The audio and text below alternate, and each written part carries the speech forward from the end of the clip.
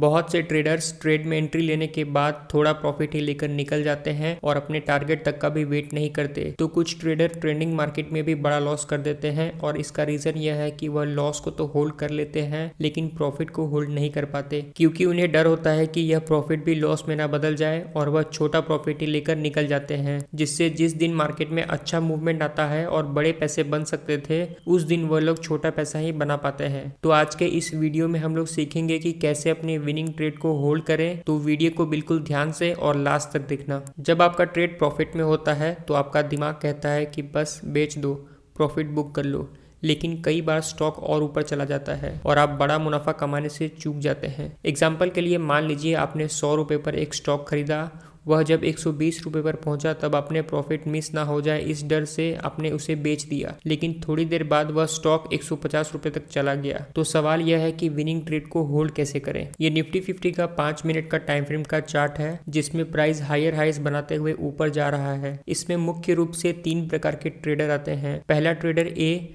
जो इतने अच्छे मार्केट में भी छोटा प्रॉफिट करते हैं।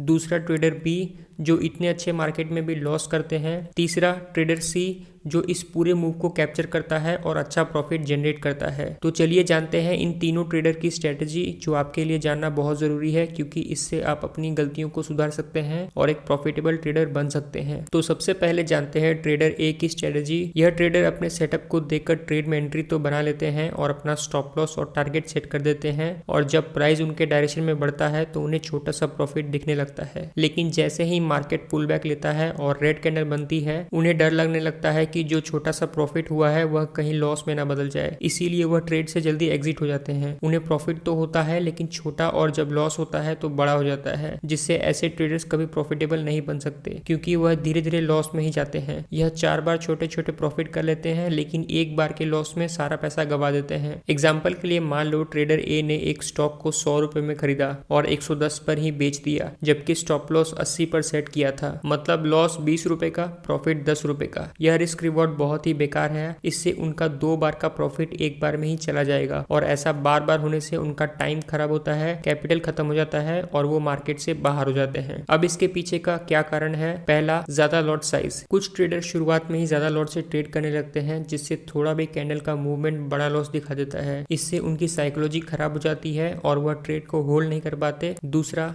सही नॉलेज। कुछ ट्रेडर को यह पता ही नहीं होता है कि मार्केट कहाँ तक जा सकता है या कितना जाएगा।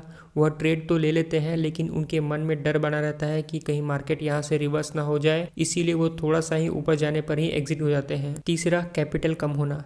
देखो, ट्रेडिंग में कैपिटल बहुत ज़रूरी है क्योंकि बिना कैपिटल के हम ट्रेड नहीं कर सकते, और अगर तुमने किसी से उधार या लोन लेकर ट्रेडिंग शुरू की है तो यह भी एक कारण हो सकता है डर का। इसीलिए बहुत से ट्रेडर्स थोड़ा सा प्रॉफिट लेकर ही बाहर निकल जाते हैं। इसीलिए ट्रेडिंग उसी पैसे से करो जो आपका खुद का हो, क्योंकि अगर तुम किसी से उधार लेकर ट्रेड करोगे तो तुम्हारे मन में हमेशा डर रहेगा कि कहीं ये ट्रेड लॉस ना हो जाए। इसीलिए ट्रेड किसी से पैसे लेकर मत करो, खुद के पैसे से करो, ताकि जब भी ट्रेड करो तो बिना डर के सही एंट्री और एग्जिट ले सको। अब बात करते हैं ट्रेडर बी की, जो अच्छे मार्केट में भी लॉस करते हैं। ट्रेडर बी सबसे पहले प्लान तो बना लेते हैं लेकिन उन्हें ट्रेड लेने में डर लगता है क्योंकि उनके पास कॉन्फिडेंस नहीं होता। वह सही जगह पर ट्रेड नहीं ले पाते। जब कैंडल इनके डायरेक्शन में जाता है तब यह ट्रेड में एंट्री लेते हैं, लेकिन जैसा कि आप जानते हो प्राइस कभी भी सीधी ऊपर नहीं जाती। वह कुछ कैंडल के बाद एक छोटा पुल बैक लेता है, लेकिन ट्रेडर बी वही एंट्री लेता है जहां पुल बैक आने वाला होता है। इससे उनका स्टॉप लॉस बार बार हिट होता है और उसे बड़ा लॉस हो जाता है, क्योंकि वह कुछ कैंडल के बनने के बाद ही फोमो में एंट्री करता है। उसे ऐसा लगता है कि जब मैं एंट्री करता हूँ तभी मार्केट उल्टा चला जाता है और जब नहीं लेता हूँ तो मार्केट मेरे फेवर में जाता है। लेकिन ऐसा नहीं है। एक इंसान के ट्रेड लेने से मार्केट नहीं मुड़ता। मार्केट को मूव कराने के लिए बहुत सारा पैसा लगता है। जब भी प्राइस बढ़ता है तो वह छोटे छोटे करेक्शन करता हुआ बढ़ता है, लेकिन ट्रेडर बी हर बार कुछ कैंडल के बाद ट्रेड में एंट्री करता है और जैसे ही एक रेड कैंडल बनती है वह डर के मारे एग्जिट हो जाता है और रिजल्ट एक बड़ा लॉस। इसीलिए अगर आप एक प्रॉफिटेबल ट्रेडर बनना चाहते हो तो एक दिन में 10 से 20 ट्रेड लेने से बेहतर है कि सिर्फ 3 लॉजिकल ट्रेड लो और उसमें एक स्ट्रॉन्ग प्लान हो और सही स्टॉप लॉस सेट करो, जिससे ज्यादा चांसेस होगा कि आपका ट्रेड सही हो। चलिए अब जानते हैं ट्रेडर सी के बारे में, जो कि एक प्रो लेवल का ट्रेडर है, जिसने बेस पर अपनी एंट्री बनाई और स्टॉप लॉस और टारगेट 1:2 रखा।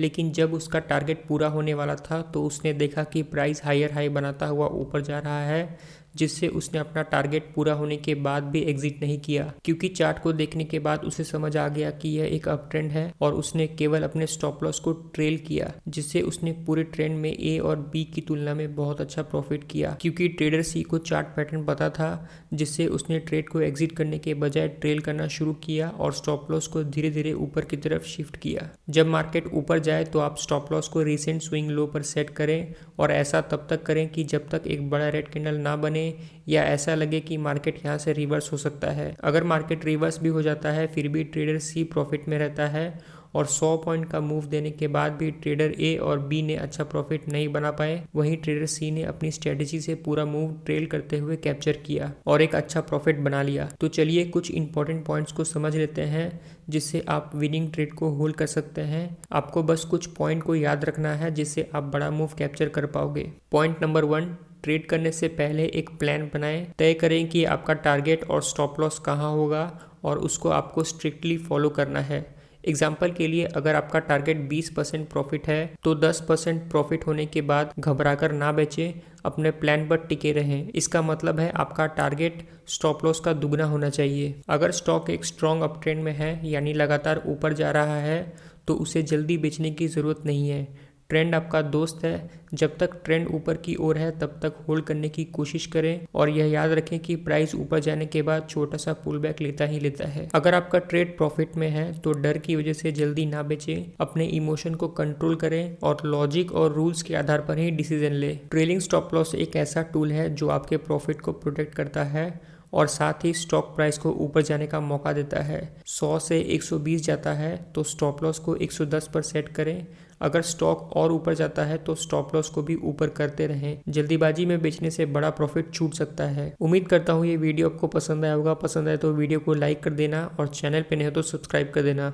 वीडियो देखने के लिए बहुत बहुत धन्यवाद।